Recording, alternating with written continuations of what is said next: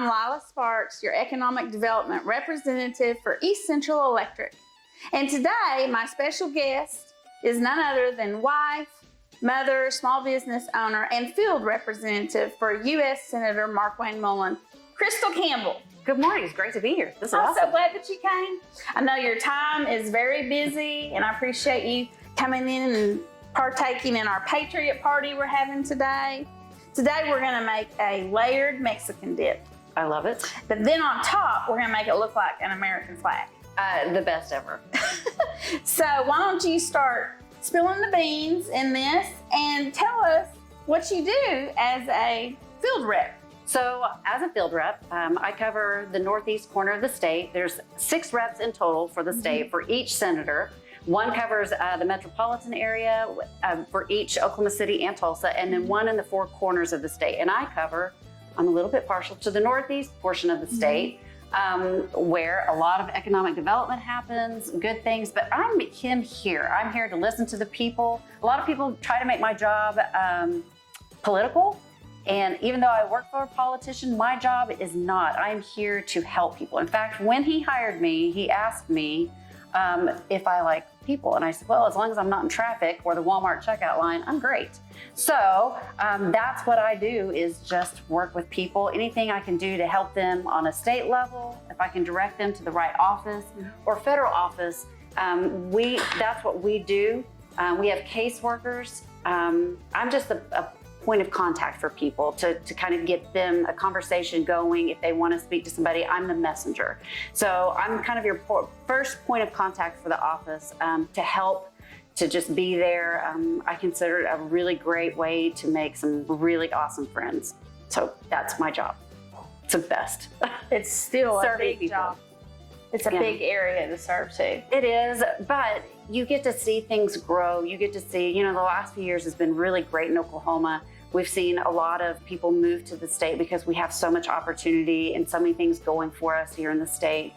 Cost of living, even though it's a little bit harder on us as born and bred Okies, for everybody else moving here, it's opportunity. And so we're seeing kind of our second oil boom in the state. And it is amazing to see little towns grow and see the bigger ones continue to flourish, and people find the treasure that we already know as Oklahoma. Yeah. So it's been really great to kind of experience all sides of life in Oklahoma. I agree. I want to tell you real quick, the beans that I just had you put in there. Is that good? Is that a good layer? Yes, okay. That's good. It's just a can of refried beans. If you've got beans at home, brown beans that you cook, you can just mash them. Oh, perfect. Put a little pecani sauce with them. That's how I season these, was just some pecani sauce. Wonderful. Just however much you need, however much you're planning on making. So that's that layer. Then the next layer, all this is a 16-ounce jar of sour cream mixed with 1 packet of taco seasoning. So that's very easy. Then we've got guacamole. You can make your own. You can buy it pre-made. Okay. You can spice it up for your people at your party, however you like. We do like it spicy. And then we're going to sprinkle some black olives, and then we are going to make it look like a flag. Awesome. Now, do you have tips on how to choose your best avocado for your guacamole? Yeah. This was a hard lesson that I didn't know. They have to be a little bit squishy. So I am the weirdo picking up all the avocados. No, I don't sniffle. You don't want to be able to smush them all the way, but you want to be able to put a print on them. Yes. Yeah. So they're not completely ripe, but almost.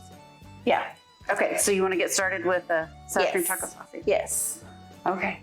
Now then, one of the reasons I asked you to be on the Local Ladle with me is because energy policy affects not only us as a cooperative, but economic development. Absolutely, it does. And a lot of people don't think about how things kind of play out in the real world. I would even go so far as a lot of our policy makers, it's really hard at the federal government level to make policy that fits such a broad spectrum of the United States. I mean, even in Oklahoma, if you look at Western Oklahoma, it's so different from Eastern Oklahoma.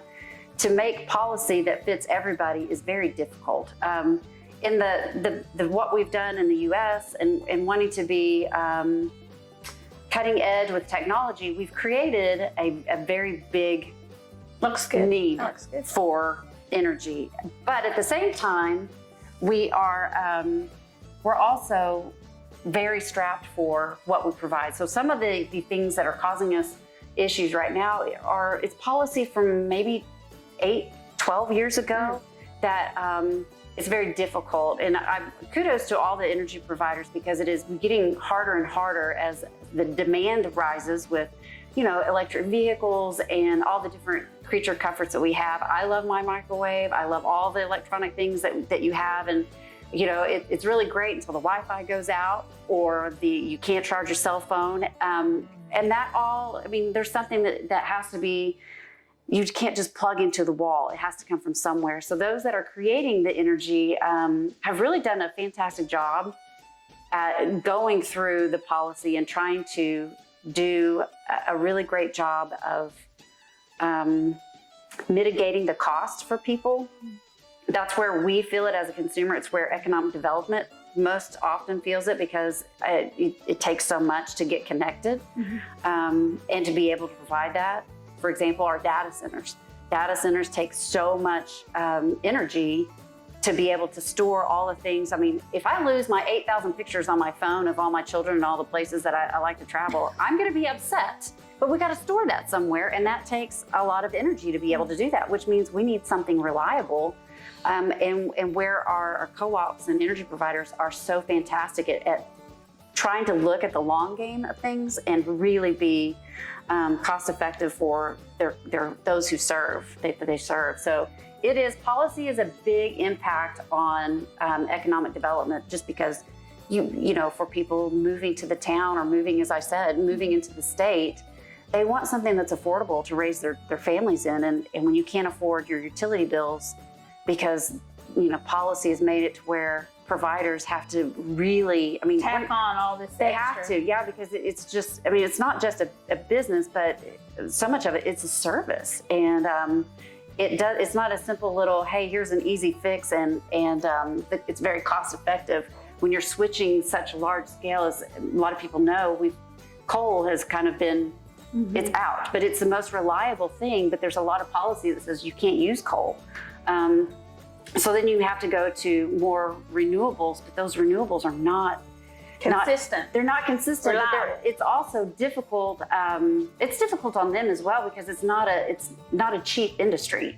So everything you do is in large numbers, and to be able to pivot and be able to be energy efficient and be able to produce, it's quite a game of kind of chess game of how to make things energy efficient for people, but also affordable, where we can continue to live our lives, as best as we can, and somewhat normal. Yeah, somewhat normal without breaking the bank. It's a difficult task for energy providers to do. And kudos, like I said, huge props to those that are doing that and providing for Oklahomans. You want to sprinkle some of those? It's looking lovely. Doesn't it smell good? It does. It smells wonderful. So here's my little, I love black olives. Okay, good. I'm glad you're an olive person. I am. I love them. But when I was little, I would go to my grandma's house, and that was the only thing we were allowed to eat ahead of time were black olives. So even if we didn't like them, we ate them because we were starving and the house smelled so good.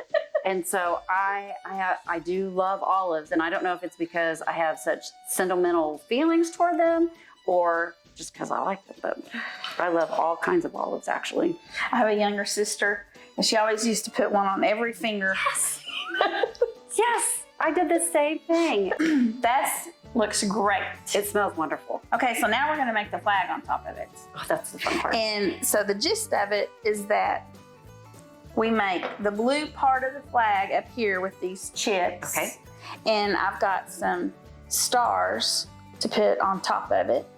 And then we're going to make a row of tomatoes and cheese and tomatoes and cheese and finish it out. Perfect. Okay, so we're just going to layer the chips, or you want to crush them, or what do you want to do with this? I don't know. Let's just play around. Okay. What do you think?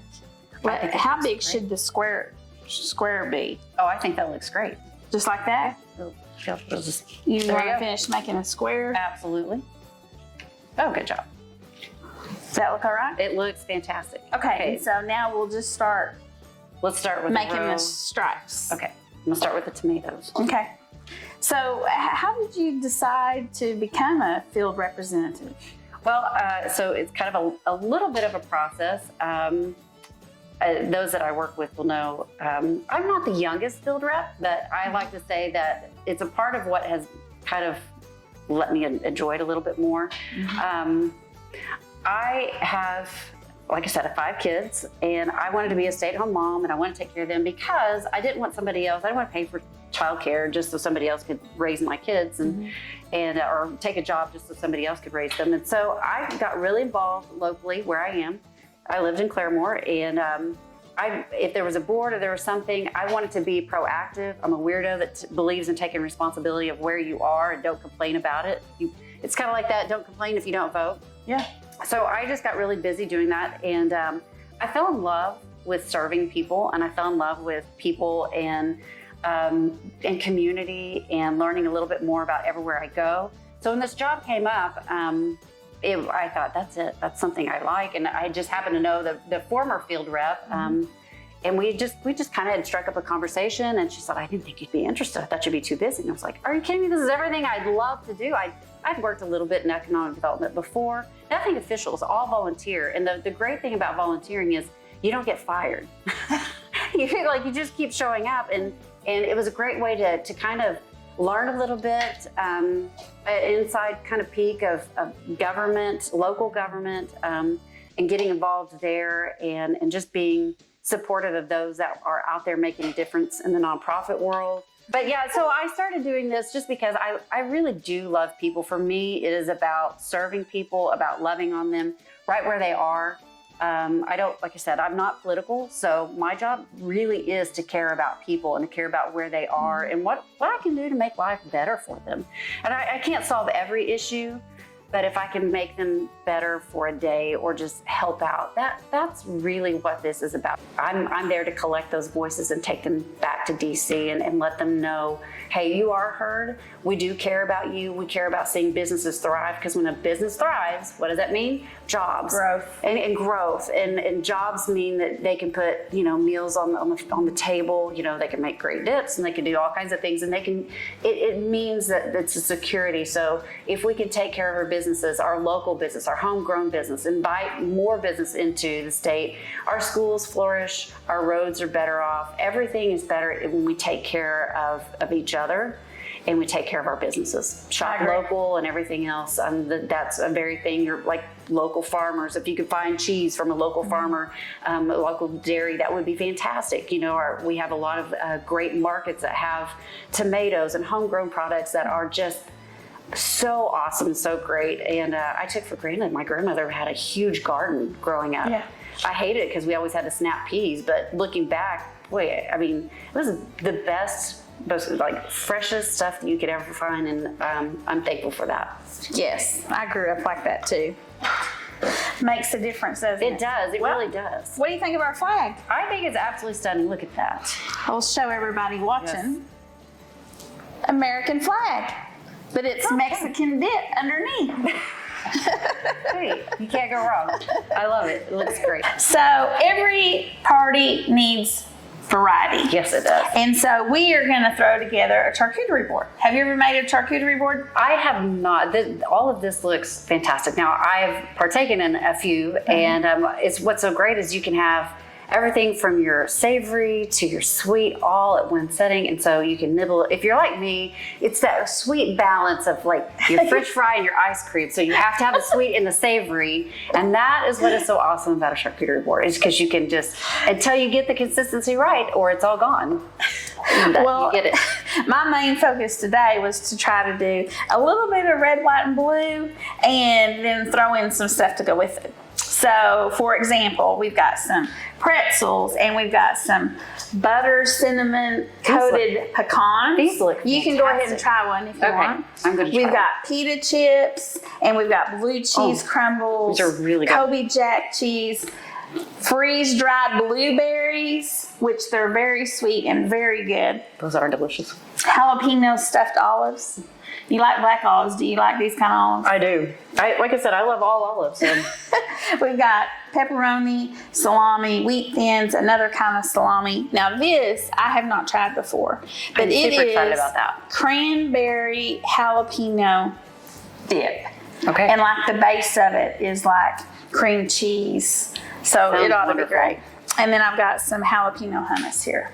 So I think that we should start with the star. Okay, let's do and then that. just move out. So what we've put in the middle is a really cute star cookie cutter. We're gonna fill that up, right? Yes. Look at that. Well, Crystal, I try to be a resource for all of our members here at the co-op, and on many different levels. And I've had to reach out to you. Oh, thank you. I've had to reach out to you before to help me connect the dots for a certain community, and basically that's what you are. Yes. is a resource. Yes, so I help, a lot of times I will connect people. I kind of like to think about it like this. Do we want to start with something next before? Yeah, just whatever however you want to place it. Start with some pretzels over here. So I'm kind of like the connector, we were talking about energy. I can see one person has a need and somebody else has the ability to fill that need, and they may not know each other. So a lot of times I do introductions and kind of help people get connected to other people. Now our office, we help with federal agencies. So you think about Social Security, disability, taxes, everybody's favorite 3-letter word, tax. We help with passports. You help with passports? We do. We help with passports. So if you've expedited it was probably about a year and a half ago, everybody decided they were done with COVID. They wanted to get out of the country. They wanted to be able to spread their wings a little bit, and they hadn't renewed their passport. And so everybody kind of did it at the same time. We had a lot, it backlogged bad, and they'd even expedited. Sometimes it just takes a call from senator's office or a congressman's office to kind of get that moving. So we help with that. We have a lot of people ask questions. One of the biggest things I try to warn people, because we've also had this come up too, we've had students or just people traveling, and they didn't realize that if their passport expires within 6 months of their return, they're not allowed to go. There's a lot of countries that will not let them into the country if their passport is going to expire. Even if the trip is done by the time that expires, they still want to know that your passport is good longer than 6 months after your return. Wow. So I didn't know that. Good point is to always make sure that your passport is up to date. We help we've had a lot of things that we've helped out with people in the State Department. In fact, I had a call where a lady was visiting a foreign country, had her car broken into, and they stole all of her travel documents. So those are things that we can help with on that kind of those issues. Any federal agency is something we work with. We've worked with U.S. Army Corps of Engineers, U.S. Fish and Wildlife, you name it. If it's a federal agency, we're the go-in-between to. Federal government kind of gets the glitz and glam because they have the news channels, and there's kind of the bickering back and forth, and it's such a widespread thing. But there's so much locally that we can do to take ownership and really change things locally. So that's why I encourage people, yes, if you have a problem with the federal government, call us. If you have something that's going on, we really, truly are here to help and help serve and do the best we can so that you flourish. If there's bad legislation, we want to know about it. If there's something locally that we can help support, we love to support local stuff. So that's kind of where our office can help. We write letters of support for federal grants. So we don't pit Oklahomans against Oklahomans, but if somebody's going for federal money, we want to make sure that we get Oklahomans as much help as they possibly can. So we'll write letters of support for different federal grants that might be able to come in and change an industrial park, or it might be something that comes in and it helps a fire department. A fire department, absolutely. And a lot of the COGS, centers of government, they help write those grants. And so we try to keep, that's why relationships are so important. Sometimes, partnership. yeah, if we let people know that these are opportunities that are out there and that we're willing to partner with them on those opportunities, boy, we really can do so much. Well, what do you think? I think it's beautiful. It's gorgeous. And hopefully you didn't hear my stomach rumbling through all that as I'm looking, because there's some really, I know these are delicious. So I'm excited about this. Well, let's get a little bit on our plates. I'm anxious to try this cranberry jalapeno dip. That looks fantastic. Yes. You want to know my favorite thing of the whole thing is the cheese stars. Well, yeah, it's cheese. We call cheese the friendship layer. Anytime something has cheese on it, it's friendship. It means friends have arrived. This looks fantastic and a great party. Yeah, the problem is like, what do you not get so you're not overflowing your plate? So you have to make sure the ratios are all good.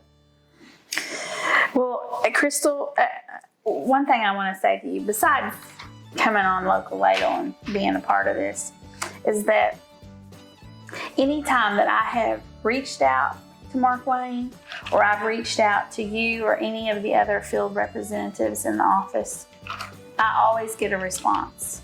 And that doesn't always happen. And I appreciate that. Well, we are in the people business, both of us. I always say making friends is my business. And I love that so much. I may steal it from you because that is our business.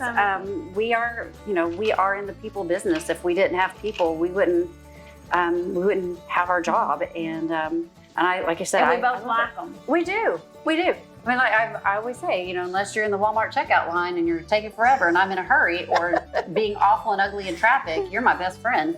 And it is. I do love what I do, and I love people, and I love learning things. I love the differences about every community and the differences in people. It's just fun. It makes every day kind of a mystery of what I get to learn about today. Yeah. So, but thank you so much for having me. This is fantastic. Okay, well, let's try it. I don't even know where to begin. I'm gonna try the dip. Yeah, I'm gonna have to get my black olive so I feel like I'm treating myself. Oh, that was good. Not too spicy, just perfect. So, well, I hope so you much. enjoyed coming on. I loved it. Again, It was I appreciate your time and appreciate all the viewers. And if you're interested in having a Patria party, we're going to have these recipes online. Thank you for joining us. Thanks. Loved it. Thank you.